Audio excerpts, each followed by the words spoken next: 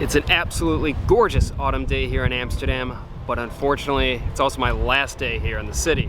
Still, I'm gonna make the most of it. I'm pretty happy in that I've done pretty much all the main things I wanted to do in Amsterdam, but I gotta eat one certain thing, and I'm talking about pancakes.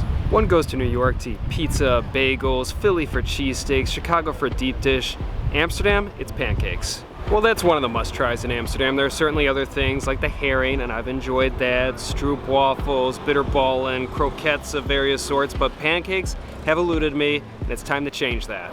As a result, I'll be dining at one of the most popular places in the city for pancakes, the Pancake Bakery. The Pancake Bakery opened its doors back in 1973 in a former 17th century warehouse belonging to the Dutch East India Company. It's pancake time. The menu is filled with a wide variety of pancakes ranging from sweet to savory, along with a selection of international flavors. I started off my breakfast with a much-needed coffee. That coffee hits a spot, even comes with a stroopwafel. The pancake arrived and it smells awesome. For my pancake, I chose one with bacon, cheese, and apples.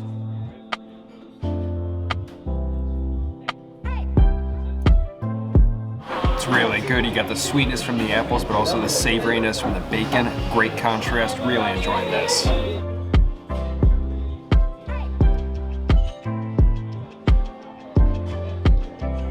It was a delicious pancake, and it was everything that I was hoping for.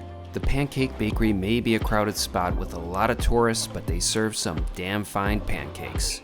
That was a very satisfying pancake. Clearly a must-do when one comes to Amsterdam. For me, that will suffice as both breakfast and lunch since I want to have an early dinner today because I have such an early start tomorrow. What can you do? And now it is sightseeing time. I'm going to one of the most notable churches in the city. It's called Oude Kerk, or yeah, I really don't know. I'm terrible with these names though, but it looks pretty epic. It should be a pretty neat sight. Plus, I think it's pretty appropriate that I'm going there on my last day. You know, pray for forgiveness of some of the sins that I've committed while being here. Yeah, I've had some very fun times in this city indeed.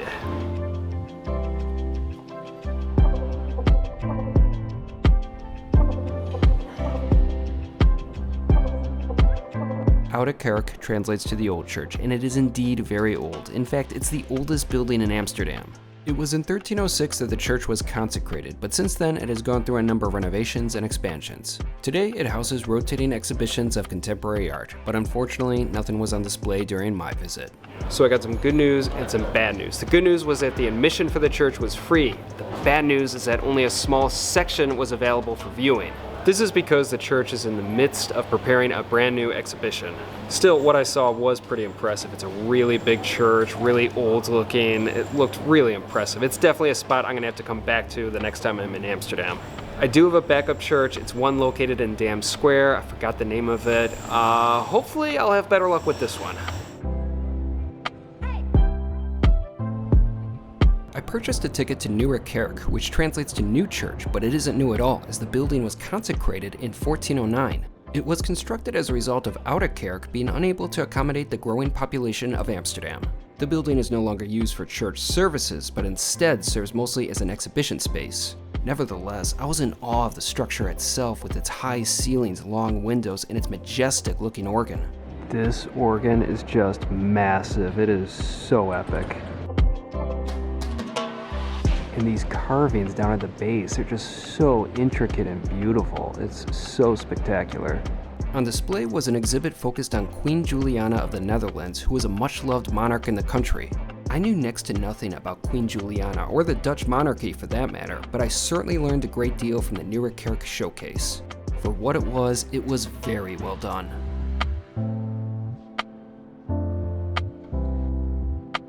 So that was really interesting. First off, the church was beautiful, but the visit was more so about the exhibition that they had going on. It was about Queen Juliana. I pretty much knew nothing about her before coming here. I feel like I learned a ton about her now. There was a lot of stuff on display, lots of stuff to read, a lot of stuff to listen to, and subsequently, I was there longer than I thought I'd be, which means I really need my coffee now. I believe I see a coffee shop right up ahead, so I'm gonna go for an emergency espresso break. Well, I'm not going here now. Gotta find someplace else. Thank God.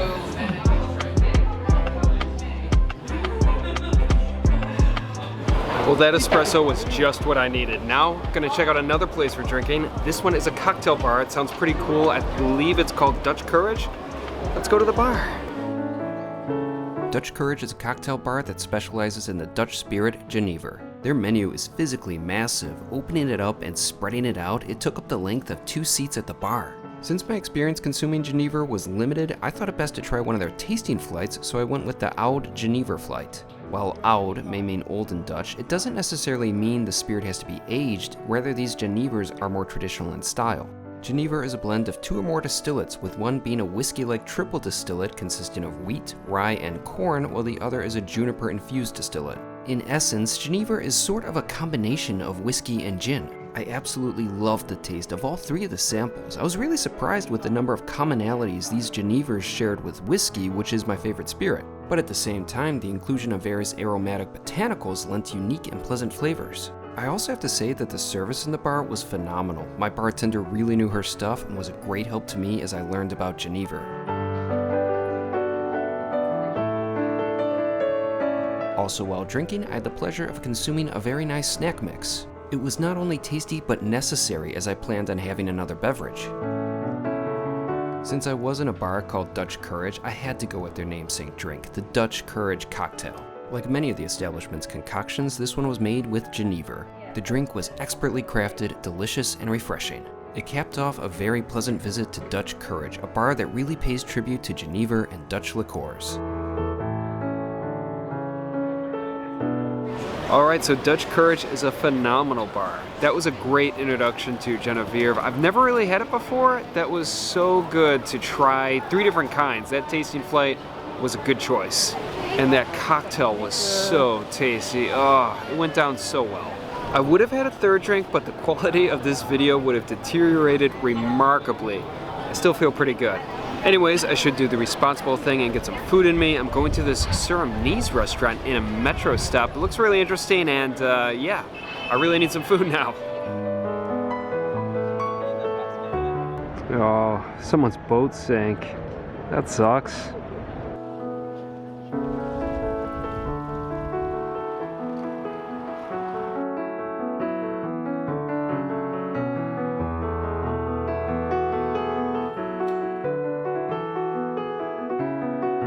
Located within the Waterlooplein metro stop is the Hapjeshoek, a fast casual Surinamese restaurant. Suriname was once a colony of the Netherlands, and as a result there are a number of Surinamese restaurants located within Amsterdam.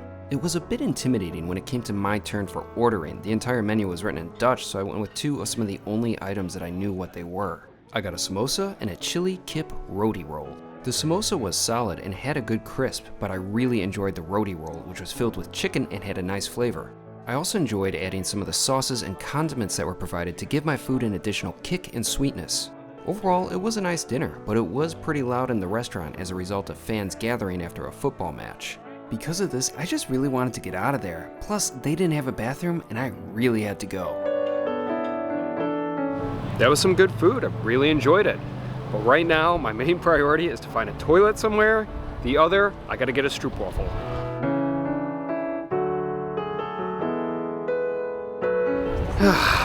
Bath and break was a success. I feel so much better now. I feel lighter and just so much happier. Anyways, I need a dessert and it's time for a stroopwafel. I'm going to a spot that always has a line. It seems incredibly popular, but the waffles look amazing. Let's go get one. Look at this, there's not much of a line today. This is my lucky day.